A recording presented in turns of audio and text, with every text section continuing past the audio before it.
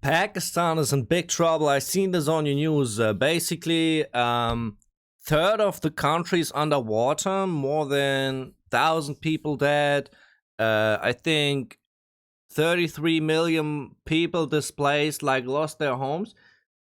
Look, this is something different, but I wanted to go on this on my channel today. I heard this from my girlfriend. She said, "Haven't you heard of what happened in Pakistan? Big flood there."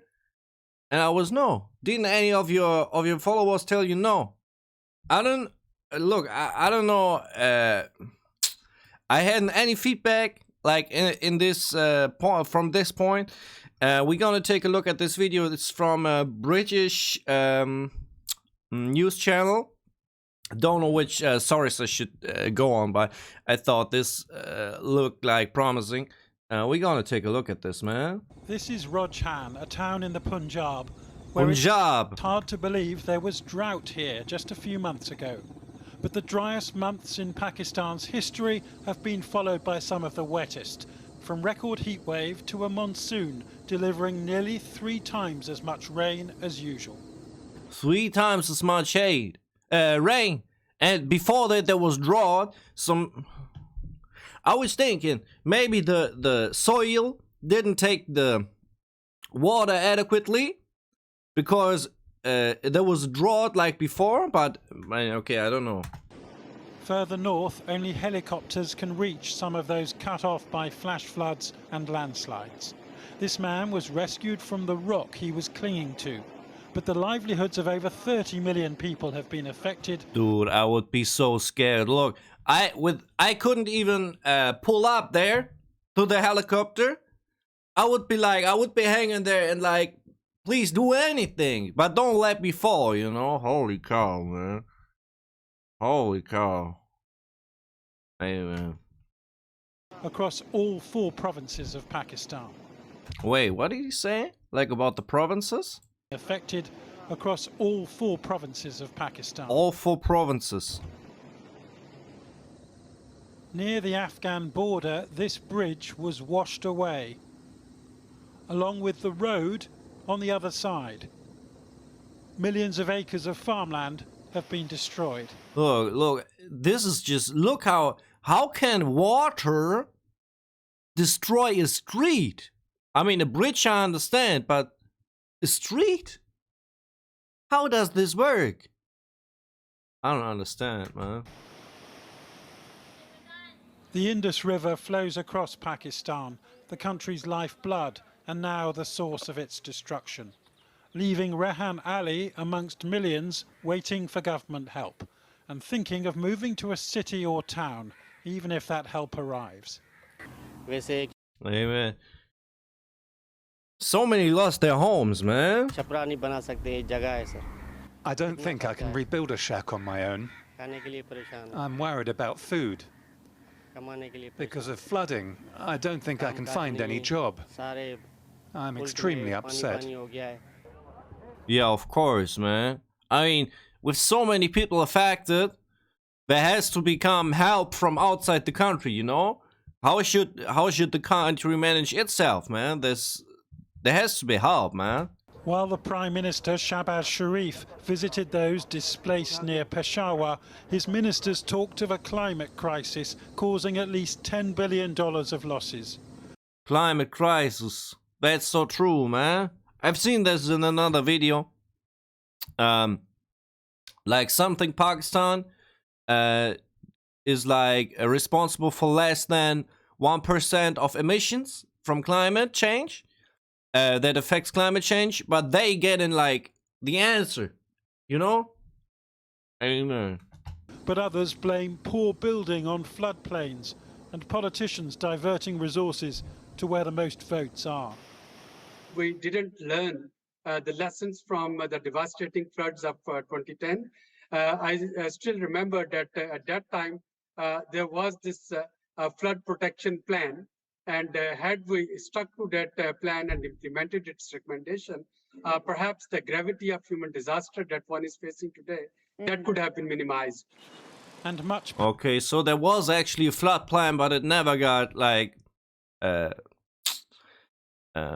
done, like, you know. Power rests with the army chief, General Qamar Javed Bajwa, who's called for more foreign aid, especially from Pakistanis abroad.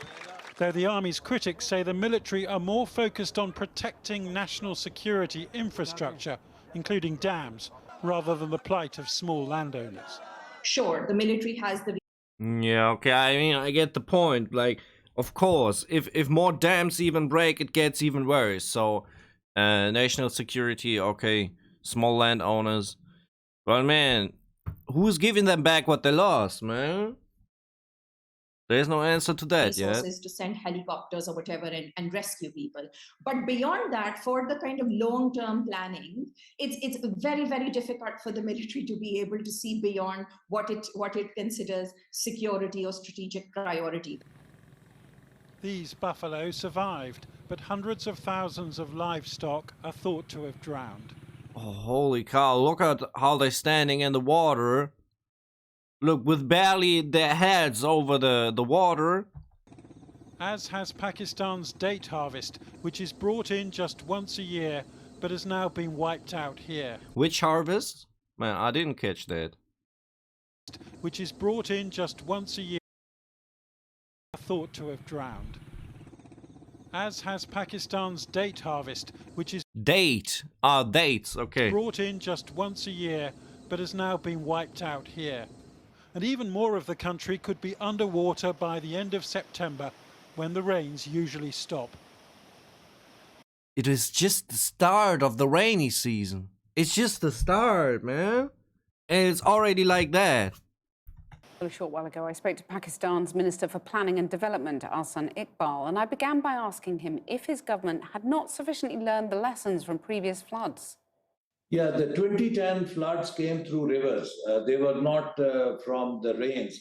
We have seen uninterrupted rain for 3 months. And the interesting point is that the rain came in those areas which traditionally were receiving very low rainfall in Pakistan. Historically, they have never received such even half of this rainfall. But so she asked, didn't you learn from your lesson? But he said the rain came down in regions that were unexpected to get that much rain. Isn't it also the case that the people in power authorised the building of large infrastructure projects in the north that then funneled more water, too much water, down to Sindh province, for example? No, as I said, that the cause of this flooding was not water flowing from the rivers in the north of the country.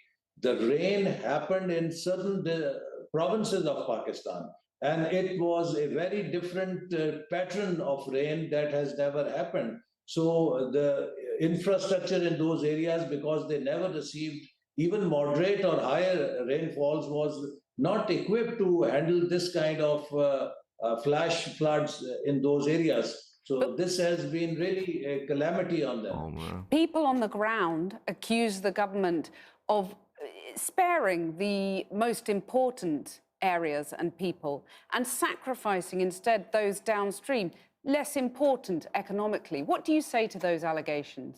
You see, if you'll see now, recently there have been these floods are coming after very warm water in Kentucky, in West Virginia, in Texas, in United States. So would we say that the government was negligent there? Sudan is also facing similar calamity. Earlier, this monsoon season brought similar, but to a lesser degree, calamity in Bangladesh, in India. So I don't look, I'm annoyed. I'm annoyed by them discussing who's at fault, man. This annoys me. Amen. I don't understand the point now. Amen. That we can throw the blame of this catastrophe coming from climate change on the developing countries or the host countries.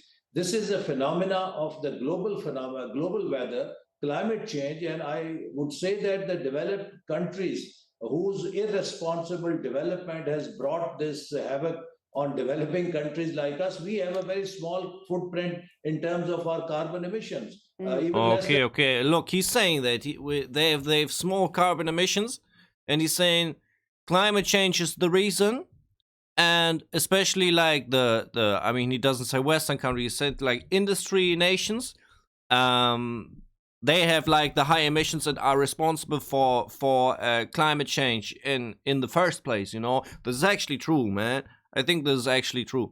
Like, we don't have to name countries, but of course all the big countries that have a strong economy have like the big emissions going on, man. 1%. But So we are the seventh most vulnerable country in terms of the climate change. So there is a responsibility that the international community and the developed world has to help those countries which are becoming victims of their irresponsible development to put up this heavy infrastructure cost. So he's asking for help. Like, he's accusing, but at the same time he's asking for help. I mean, that's politics, man. you mentioned that Pakistan is not a big polluter, not a big contributor to climate change. So are there lessons here for the world about how urgent now it is to address those challenges and what richer nations can do to stop more vulnerable nations bearing the brunt of this? I think this is a bit clear proof that climate change is a reality. It is not a fiction. Yes. And we all need to contribute if we want to make this globe safe place. And we at least owe it to our future generations that what we have lived through, if we had access to clean air, if we had access to a safer life, we need to pass it on to our next generations. And that Yes, man. I mean, he's speaking some truth. I don't know this minister, but he's saying some stuff that is actually yeah, I think it's quite true what he's saying, man. will only happen if we all work together to fight the global warming. Yes, fight the global warming. Ahsan Iqbal, thank you very much for joining us. I mean, he hit the nail, man. He actually hit the nail. I just wanted to see if I had two other videos, like they were very short. If they're actually the same pictures, maybe we can skip them. But I wanted to take a look, man. That's from Washington Post. I'm gonna link down the videos.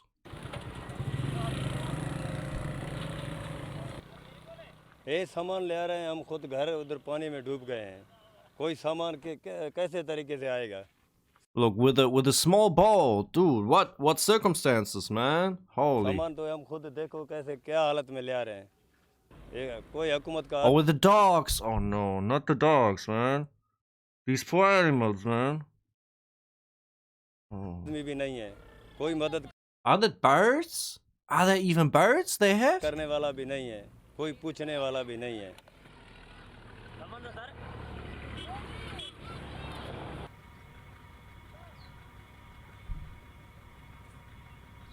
It's all water everywhere across the whole land, man.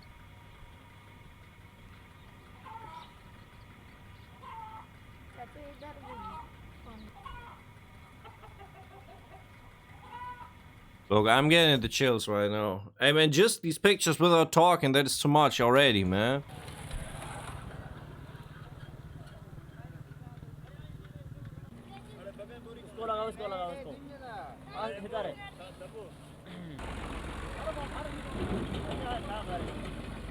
Everyone helping each other, man. This is at least something good to see, man.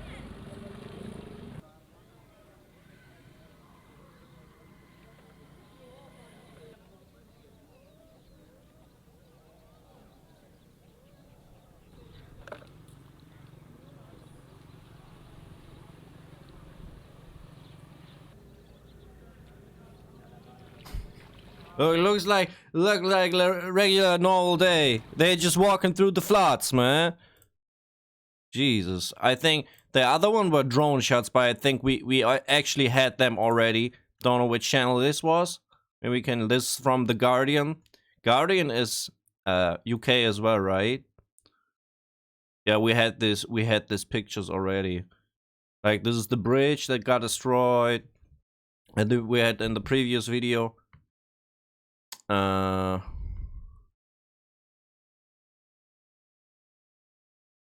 I think we had all these pictures already. Okay, What about these ones?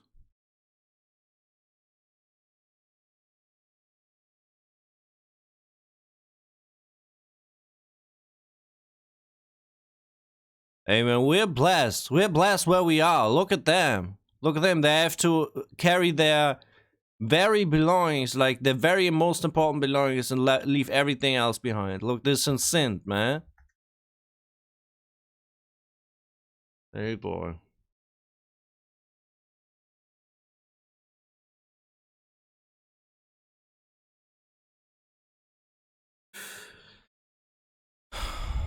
Hey man. These pictures, man. This just sums it up. This just sums it up. Hey man.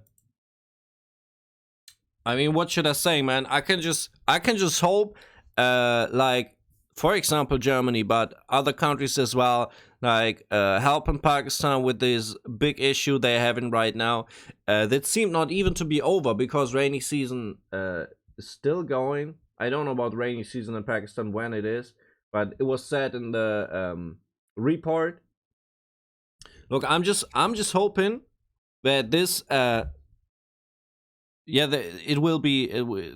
They get help. You know, they can't do that on their own. It's impossible. And I think the other countries are responsible at the same time because you can't say if they have the negative effects of climate change. I think it's true what he said, man. Just when they need help from the big countries. Like I think that's true. We're gonna see in the next one, man.